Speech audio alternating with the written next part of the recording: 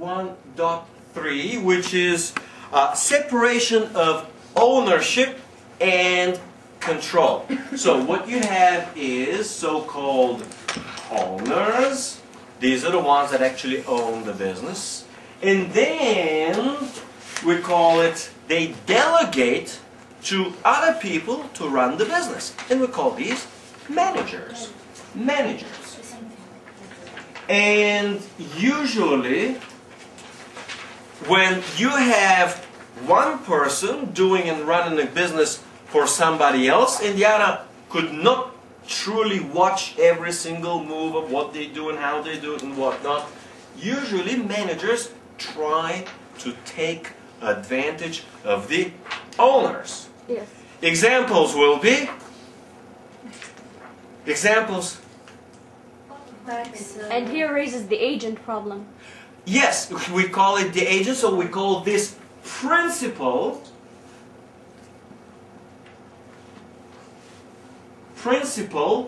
agent problem. So, principal agent problem is an information problem where the principal, which in most cases is the owner, in other words, principal is the one for whose benefit the work is done. An agent is the one who does work for the benefit of somebody else. We call the principal. Is when the principal cannot effectively and efficiently monitor his agent, or the monitoring process is just too costly to implement, where the agent could benefit at the expense of the principal. It's too much theory. Let's give a couple of examples. Favorite examples? You always want to think of principal-agent problem as the corporate CEO. Which are the things corporate CEOs like? Money. Yeah, besides money. Everyone likes money. Controlling. Huh? Okay, so number one is they actually like power. They actually like control. So usually they will expand the business a lot faster. That is not actually maximizing profit, because a very rapid expansion of the business usually does not result in the highest possible profit. In other words, they do not maximize profits, they maximize control and power. Okay? So that's one of the things. Well, today I was actually teaching in the other investment course, and we had the same topic. Of course, we always start with the jets. And they said private jets. Well, private, but in the sense not really private. Company jet. The trick is not, what's the big deal of, having a private jet, meaning you pay for your own jet. There's no benefit there. The trick is to have a company jet where you can use the company jet and use it also for personal benefits. Of course, the next big thing is company car, company luxury car, which he actually uses not only for company purposes, but for a whole bunch of personal uses, to get his wife to vacation and whatnot and all those. Here's another nice thing that corporate executives love. These are called retreats. You know what's a retreat? Yes, these are vacations. Resorts, Yes, these are vacations, but here's a retreat. A retreat is a nice corporate place where they can go during a vacation, and instead of paying for a hotel $500 a night for their family for a hotel, they use the corporate retreat. Usually in winter time, they love to have a corporate retreat in Florida, right? What about corporate rates in hotels? Hmm? Is that considered A what? if they're getting corporate rate in hotels? Uh, Sometimes you call and then what's the corporate rate for this? So corporate rates in a hotel only if they actually use it to benefit themselves. Yes. In other words, they can get a whole bunch of their friends and whatnot, and they can use the corporate rate so that their friends and relatives would benefit. But that's not really where that's not. Yeah. Here's a completely different example, which is not associated with corporate. It's just with an agent. You hire a real estate agent, and the real estate agent will be helping you buy a house. And he's going to be getting 5% commission on the price of the house that you purchase. You buy a house for $50,000, on a 5%, he's going to get $2,500 commission. If you buy for $100,000, he's going to get $5,000 commission. Turns out that his incentive is not to serve your interest and get you the cheapest possible house, but it's actually to maximize the price of the house. So he's going to try to talk you that you want the best possible house, and best, he certainly means highest priced house for him to get the highest commission. It works the same in Bulgaria, it works the same in the US, and does it work the same in Saudi Arabia?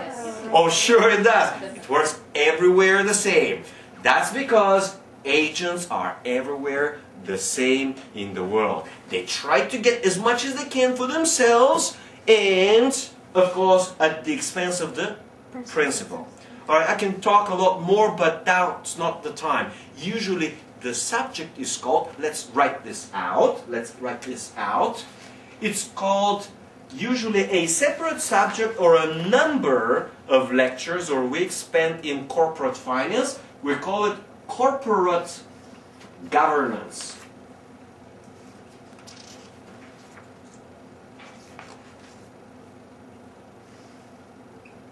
Corporate governance. Alright?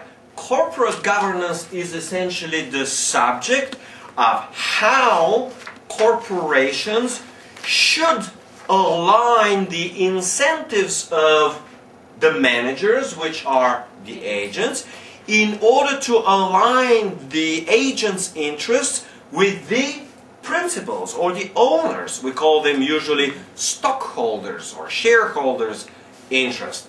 And turns out that no matter how you align and adjust it, corporate CEOs are smart enough to find a way around and still get their ways to benefit. Alright? So, that's the subject, not in this course, or at least not now. Alright, let's see what else we have. I'm sorry, excuse me. Is corporate governance about compliance?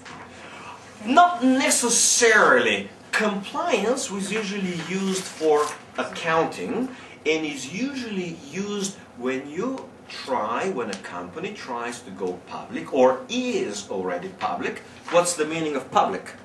Stock market. Yes, stock market. The stocks are traded on the stock market and anyone from the public can buy them.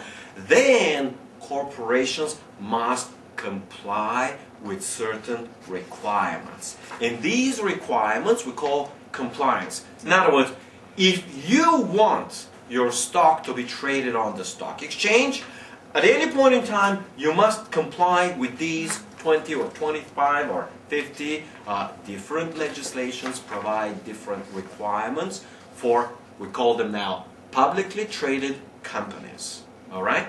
So this is what compliance is about. And of course, one of the major compliances is accounting. You have to provide accounting. You have to provide it on time. It has to be publicly certified. It has to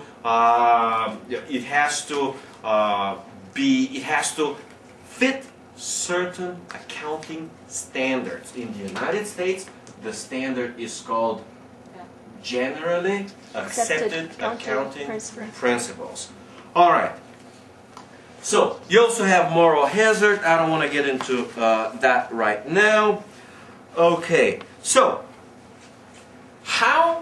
what are some of the typical ways that managers or let's say owners or principals use in order to align managers or to keep managers under control? What we know or we've learned recently is that managers, bank CEOs, they've gone out of control, you know. So how is the market usually providing incentives or keeps them under control? Number one is through compensation. You make a lot of money for the company, you will make a lot of money for yourself. In other words, the salary is tied to the overall profitability of the company. Second one is through stocks, as in shares. If corporate CEOs own stocks, then They have the same goal. they have the same goal because they'll be doing things that will be effectively maximizing the price of the stock and therefore their own wealth. Within stocks, you also have the special item which is called stock options. Stock options have been widely believed to be aligning managers' incentives especially well. Well, now we understand and find out that this is terribly wrong. Usually, stock options provide the incentive for managers to be very corrupt, to really manipulate the data, accounting data as much as possible, to manipulate the market as much as possible, trying at least for one day to push the stock up so that they can cash out their options, and then the hell with the company. In other words, the company can go bankrupt. It's important that they cashed out. The problem with stock options that they carry tremendous leverage. Leverage means you bring the price of a stock some, you gain to benefit a whole lot more. 10 times more if the leverage is 10 to 1, or 50 times more if the leverage is 50 to 1.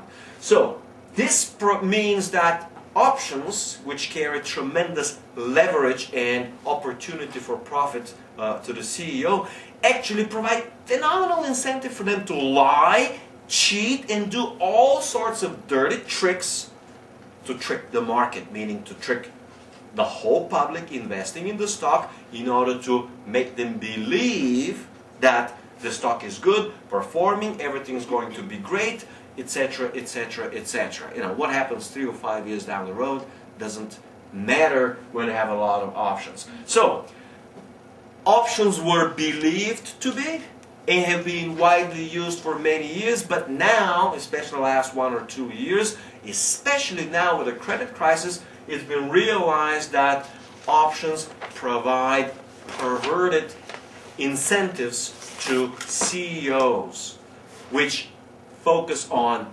short-term performance of the stock, and neglecting the long-term profitability and health of the company. Alright, let's see what else we have. Alright, another nice way is through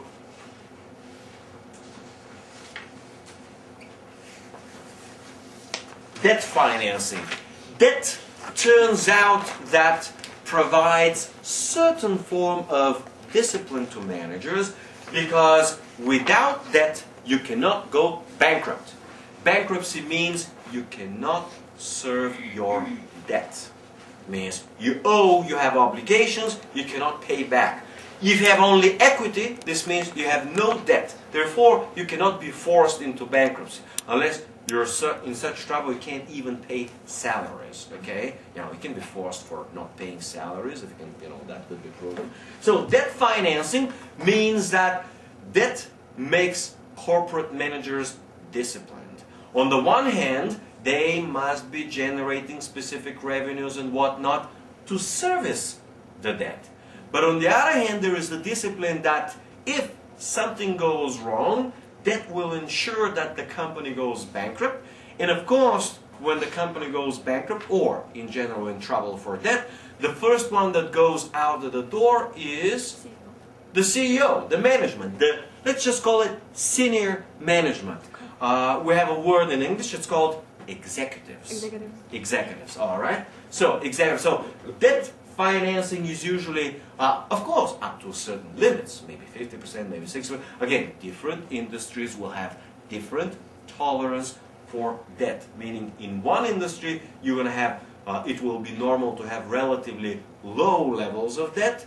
In other industries, you're going to have very high tolerance for debt. So maybe 70, maybe 80% is perfectly normal. Example will be real estate. In the real estate business, 70, 80, 90% that is considered from modern point of view to be acceptable, normal course of business. All right?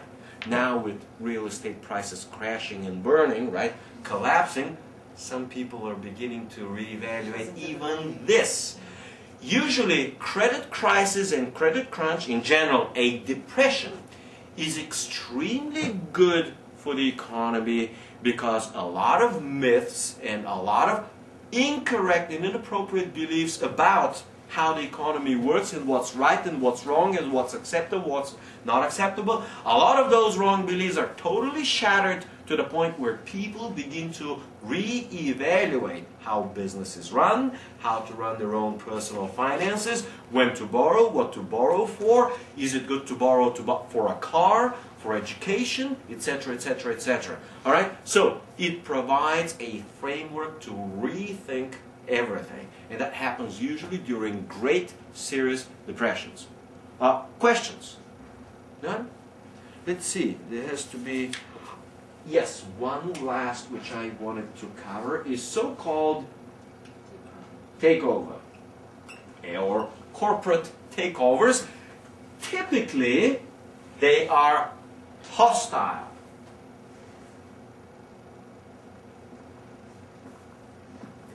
So what is a takeover? Takeover is effectively taking over the company.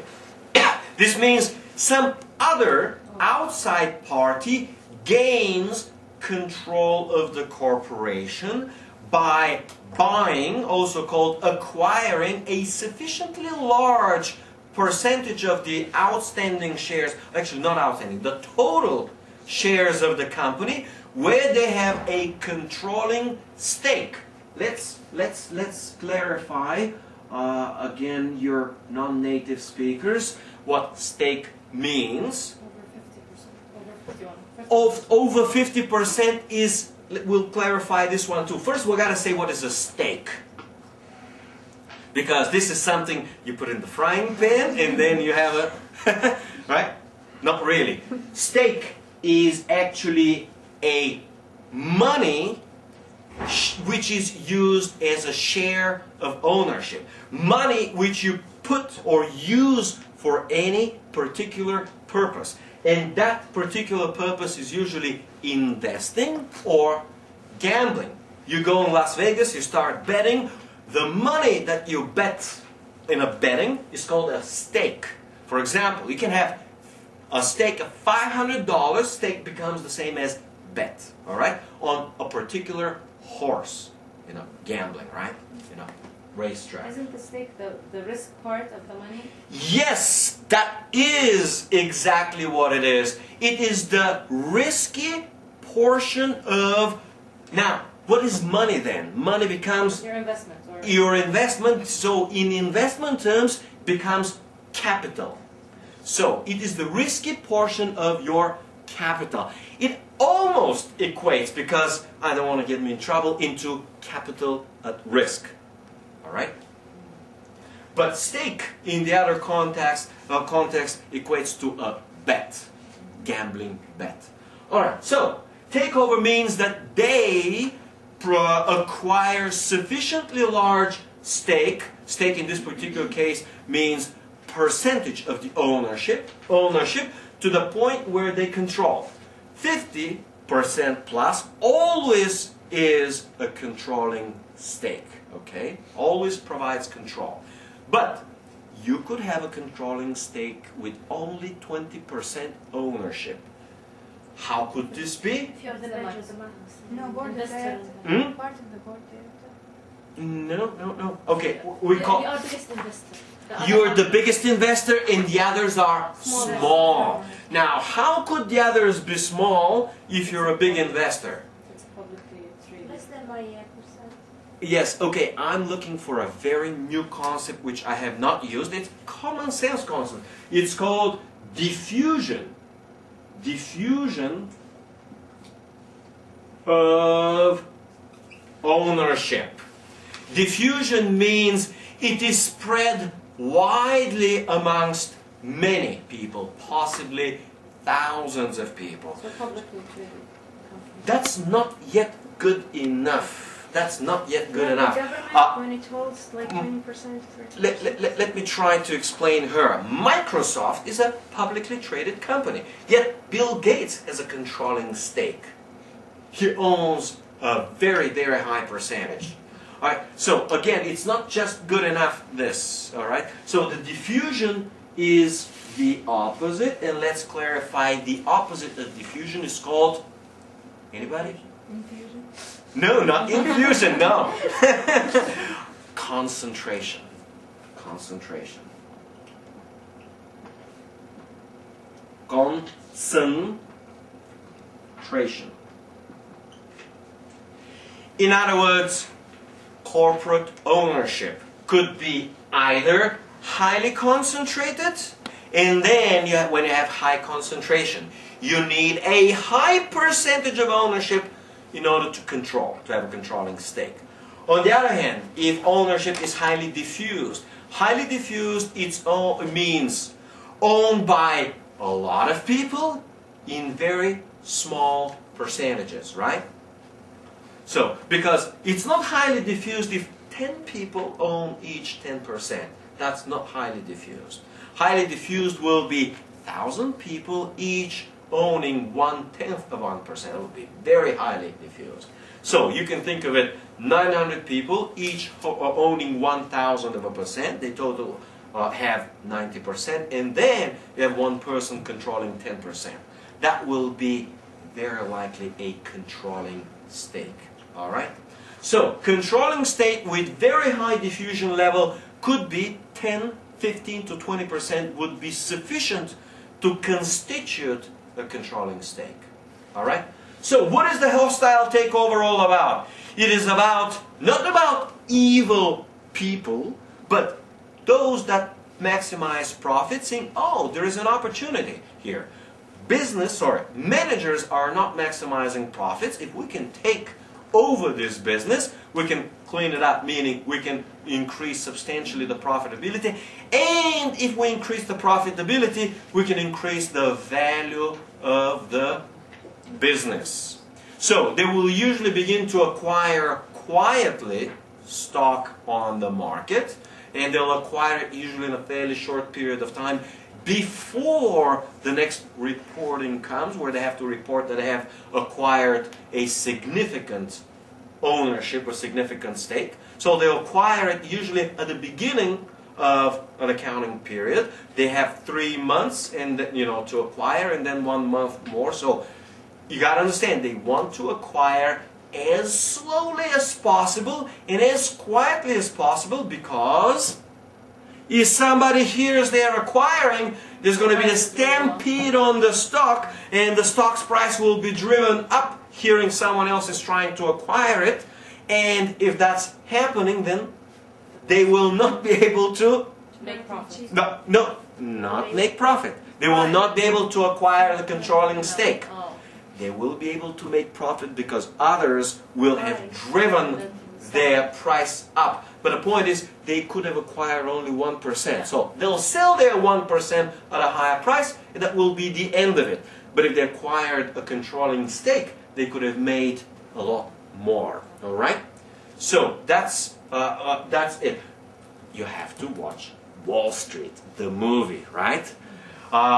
Very good, and exactly on this particular topic, where management is inefficient, you have entrenched labor unions, the company's losing money, and you have the corporate raider coming in, Gordon Gekko, and he's splits and whatnot, and then the rumor is heard, and the price shoots up.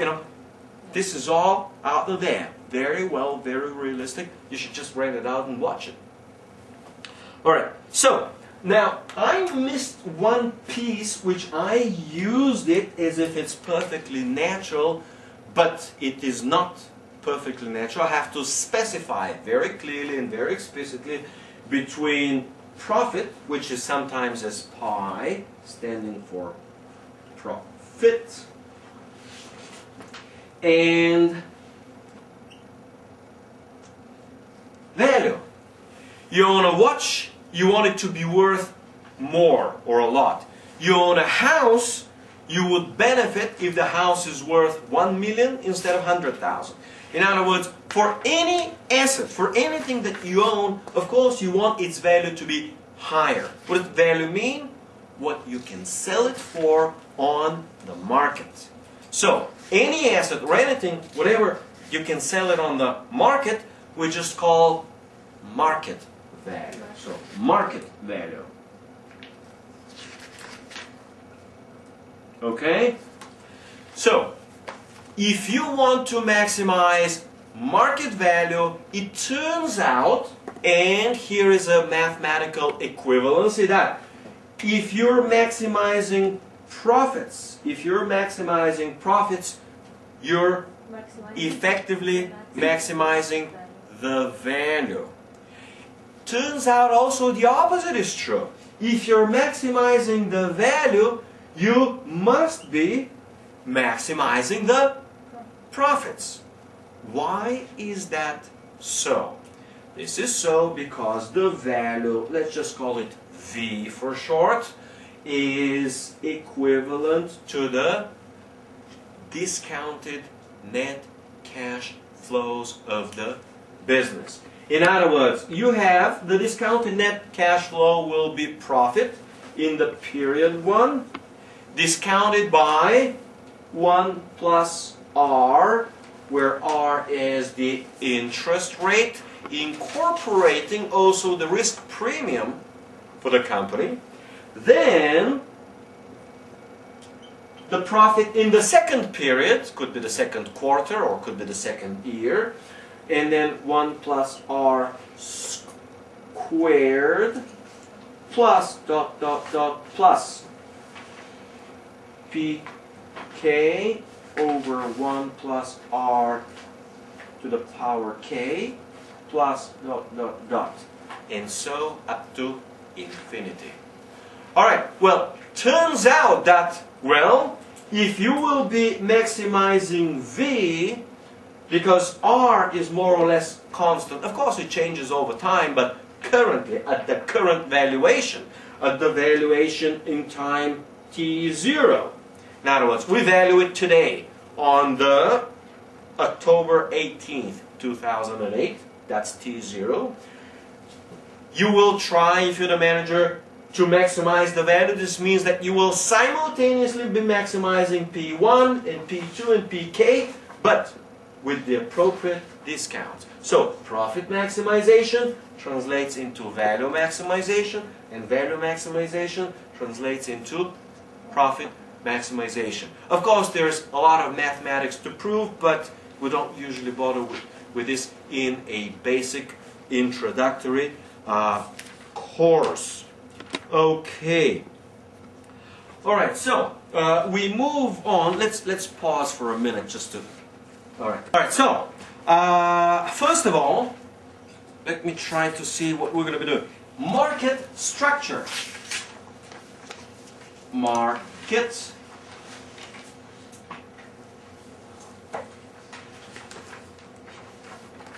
structure. Well, the structure of the market could be case 1. Competitive.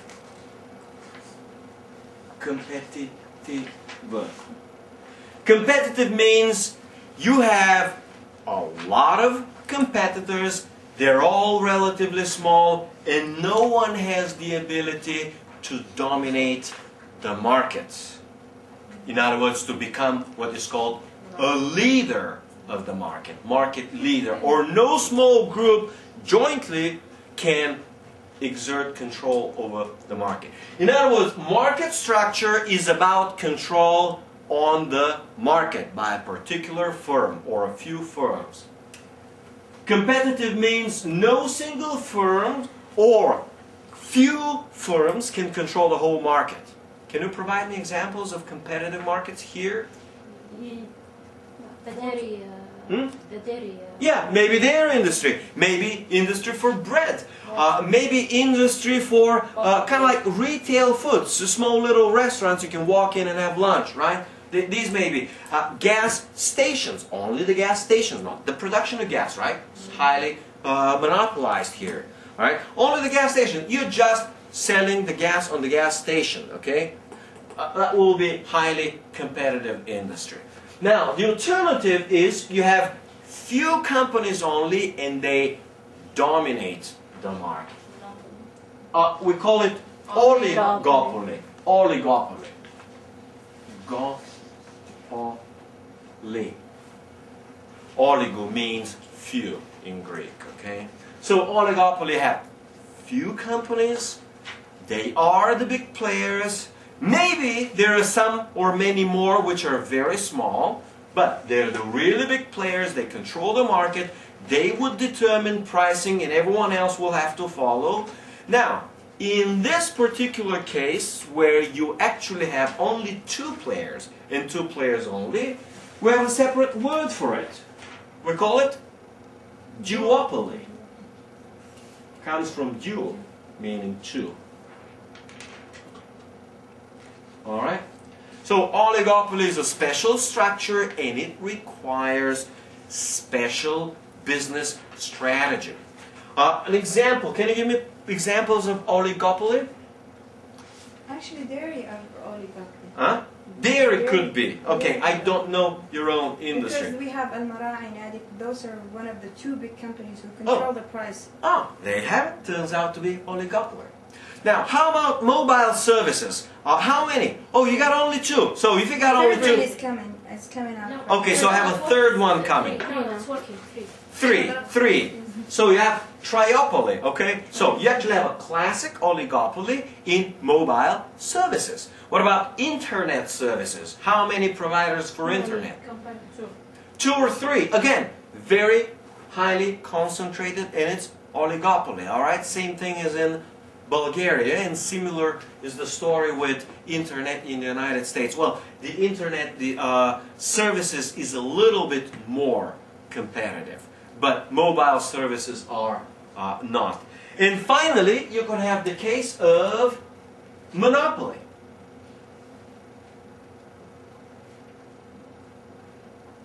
And for whatever reason, you have only one supplier on the market. Yeah. The supplier can fix his quantity and charge as much as he can. Or the supplier can fix his price and sell as much quantity as he can. In either case, he will be trying to maximize profit. Why is this all important? Number one, how you price your product as a manager depends on the structure of the market. All right? And therefore, profit maximization will be very different in different market structures or environments. All right, let's see what else we have here. All right, price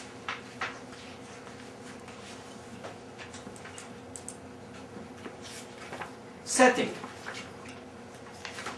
Price setting is the power to set or determine the price on the market. It is always associated with a monopolist and usually associated with oligopolists. Okay? Now, if you're a tiny little company in an oligopolistic environment, you do not have price setting environment. So, price setting is the ability to control, affect, or set the price on the market. The other one is called price taking. Price taking. So, a price taker is someone who does not affect the price, cannot affect the price, and therefore observes the price, and all he does is adjust his or her own price according to the competitors. The competitors will be effectively the market leaders, and they will be effectively price setting. So price setting is associated with leaders on the market, and price taking is usually associated with followers on the market. Followers.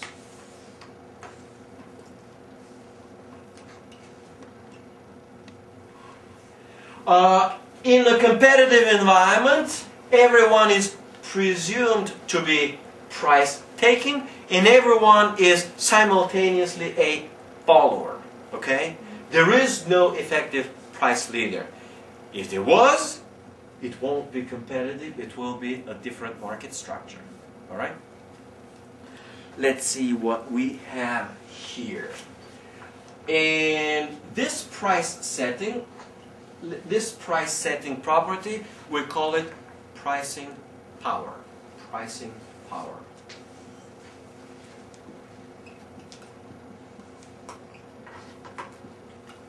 So pricing power is the ability to affect or set the price on the market. So, very similar to the diffusion / concentration of ownership in stocks, you have some factors which by logic are similar.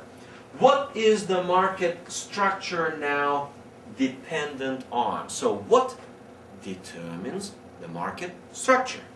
And you have number one, number and size of firms. Okay? So, what is the number of firms? Do we have 2 firms, or 50, or 500, or 5,000 firms? And what is their size? Are they relatively big, relatively small, or most of them small? So, that's number one.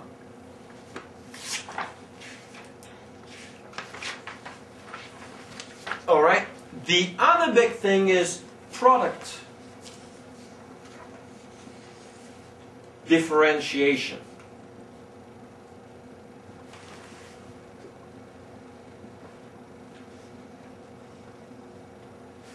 Product differentiation is they're selling more or less the same product, but it's not really the same. Textbook provides the example of toothpaste. Somehow you prefer one toothpaste more than the other.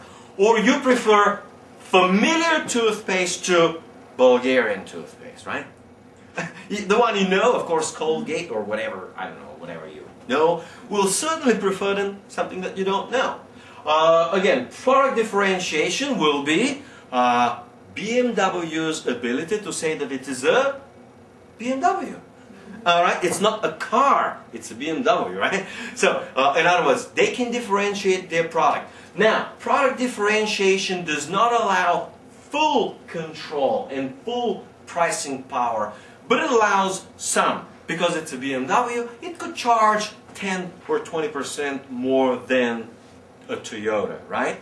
And those that know, understand, appreciate, and value BMW will usually pay the 20% premium for that more, better, different product. Same with toothpaste. Bulgarian toothpaste could cost $1, but Colgate Palmolive will cost $2, and you might be willing to pay $2 for toothpaste which you know, which you've used, and is of assured quality. It's been tested and all the good stuff, right? So product differentiation provides certain limited but nevertheless ability to set your own power because you differentiate from the others. That's why marketing becomes relatively important. This is where marketing also kicks in. One of the major strategies in marketing is actually to be able to differentiate your product from the others so you can charge more. Okay? What else we have? The third one is properly called, now I'm reading from my textbook, page 19. I'm going to read it from the textbook. It's called The Likelihood of New Firms Entering a Market When Incumbent Firms Are Earning Economic Profits. This is a long way of saying what we call in economics contestable market or contestability. So, is the market contestable or is it not contestable? Contestable comes from the word contest, which means to compete. So, contestability simply means, is it easy to enter or is it difficult to enter. Easy to enter means little restrictions. Difficult to enter means one of two things. The current players make it a hell for you to enter, or the current players have ensured themselves oligopoly by requiring, by making it a requirement of some sort of a license. Try, to enter the Bulgarian banking market, and you'll find out how difficult it is. As one of your classmates was telling me, it turns out to be fairly difficult in Saudi Arabia to enter the telecommunications market, right? Even the banking. Huh? Even the banking. Even more in the banking. Why? Because bankers got a lot more money, and they're a lot more powerful, and therefore can exert a lot more control over the governing authorities, whichever they are. There's someone still runs the country. Whoever runs the country, if you're the bank and you own the money, you have one way or another control. Whether it's a kingdom or a democracy, doesn't matter. Whoever has the money, calls the shots effectively. All right. So contestabilities is the ability or the easiness with which you can enter the market. One of the major difficulties that makes markets not contestable will be high capital requirements. Telecommunications usually are industries that require billions, possibly tens of billions of initial investment to begin to operate normally. In Bulgaria, for example, the radio market is contestable. It's very easy to open a radio station. It's relatively easy to pay the government the standard fee. You get yourself your license and you can operate your radio station. Now what you play, and if someone's going to listen to it, is a whole different story. If someone's going to be willing to advertise on a radio station, again a whole different story. But at least it's fairly easy to enter the market. Alright? So that's contestability. Let's see what else we have. Okay. And now out of product differentiation comes, I'm essentially wrapping up the lecture, this one. Out of product differentiation comes the very important concept with consequences in marketing called brand loyalty. Brand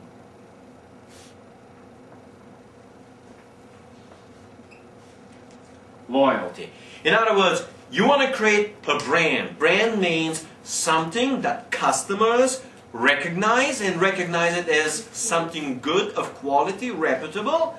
And what you want to do is, make somehow, usually through advertising, marketing, customers loyal to your product. You buy Colgate once, you continue to buy Colgate for months, years, or decades, whatever. Okay? So that's the one key concept. And one last little piece here could be a section of its own, could be part of market structure, however you choose. It is actually both, which is globalization. Globalization.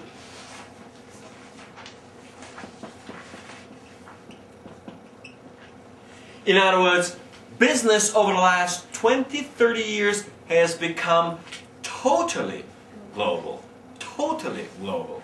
There has been certain factors which have contributed to the globalization of the economy. Therefore, as managers, you must be aware, number one, of global trends, of global opportunities, and of course of global threats. Alright? Global competition from abroad can come and smash it, or you can use the opportunity and sell on the global market more products, hopefully at a better price. So, what contributes to globalization, or who contributes to globalization? Alright, I have a few things. Number one is trade agreements.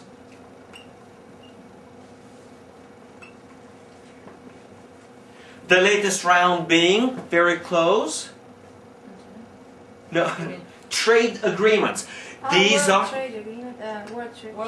okay.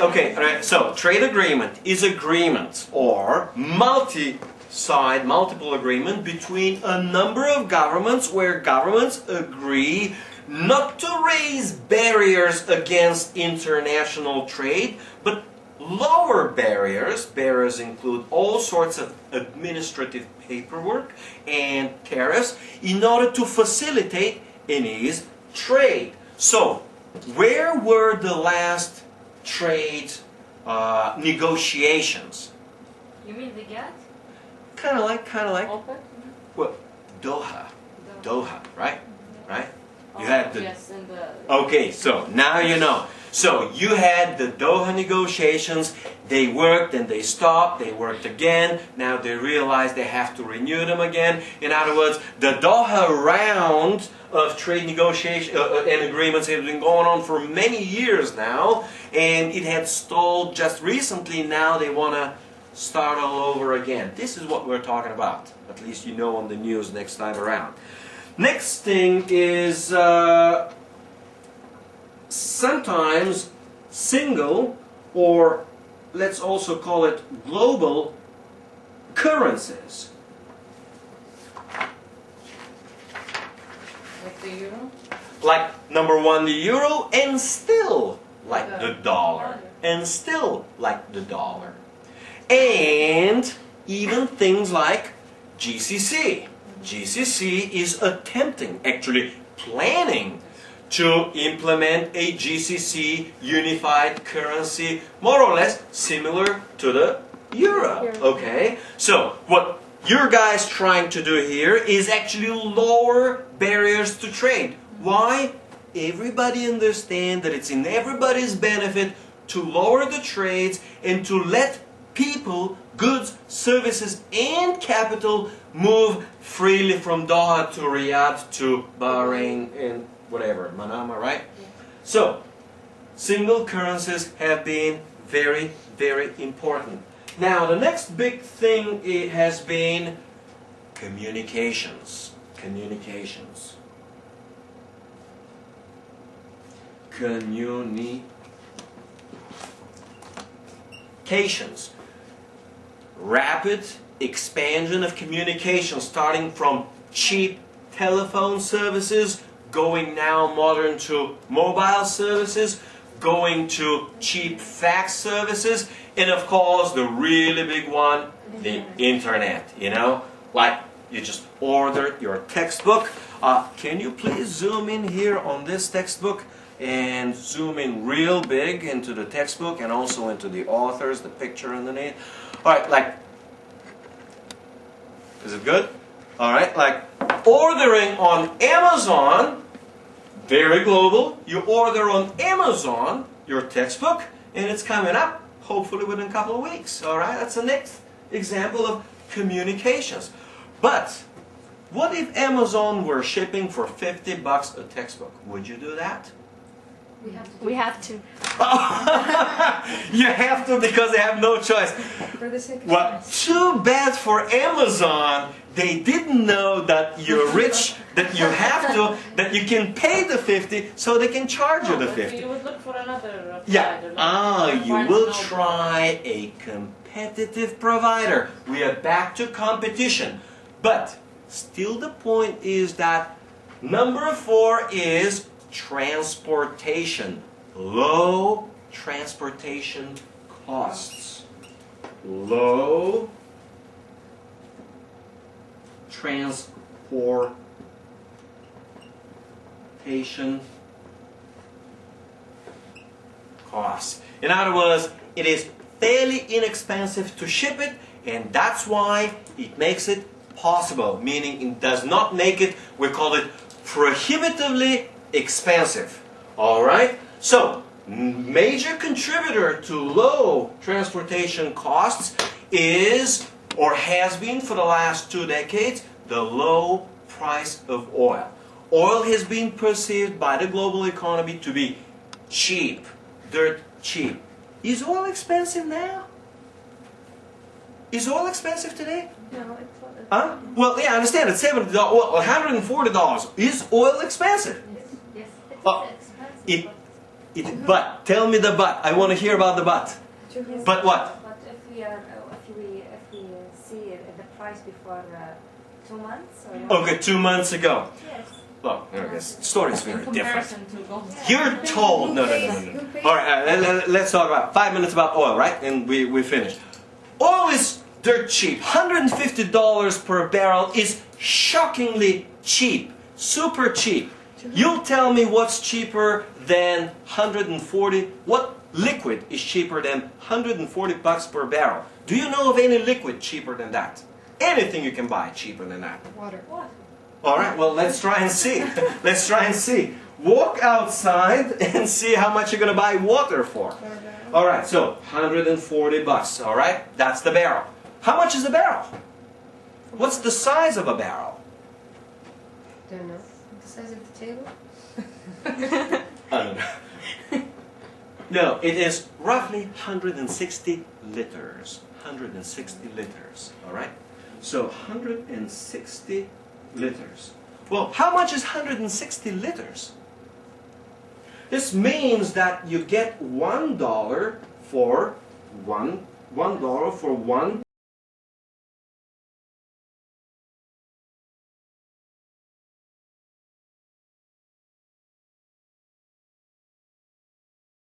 per liter. All right.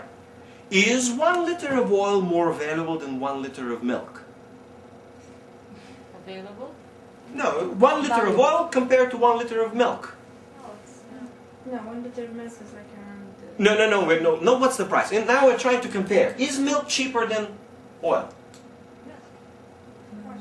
Well, here it's subsidized, but in the rest of the world it's actually more or less the same price, okay? Now, how much is water outside? 1 real. 1 real for what? Small bottle. For half liter. All right, so it turns out that water is barely half the price of oil, all right? So, what else? Cooking oil? How is cooking oil compare? You know, More expensive. more expensive. How about beer? Sorry, you don't have beer here. Sorry. Something else. What else? Pepsi. How much is Pepsi? 1 real. 1 real, but what is it? Quarter of a liter? Yeah. So suddenly it becomes 4 real for a liter. Oh, suddenly it becomes more expensive. That's more than $1. You begin to think. Again, I'm trying to make you think. It's not very expensive. But What? you need more. But you need more of The the oil. oil than you need of Pepsi. I mean, if you're gonna use your use of No. oil. We're talking about now the intrinsic value. How much is a little of a value of 1 liter of oil versus or gas versus 1 liter of milk? How much work can you do with 1 liter of gasoline? Yeah? What's the real value of it? You know how to. many miles? Yeah, it's 1 car with 6 people inside can go 10 kilometers. So 1 liter of gasoline is worth 3 people pushing a car for 3 hours to push it all the way for 10 kilometers. That's the way to begin. You know, that's the energy you begin to think about. All right. If you begin to how much energy or how much light it can create, you know, these are hundreds of hours of light. So once you begin to think of the true value of oil, in other words, the utility, the energy behind it, in what the energy could create, you'll see that the value of oil is way higher, but its price is actually cheaper than almost every other fluid you can take. All right, it's certainly cheaper than this juice, right? You can think of shampoo and water. Begin to compare a liter of oil to a liter of any other fluid on the market. Any other fluid. And you'll see that possibly water will be a little cheaper. And what else? Very few things, actually. Right? Very few things, actually. So, again, compared on a liter to liter, oil is extremely cheap. But its value is way, way more. Is this good enough for now? All right, let's take a break.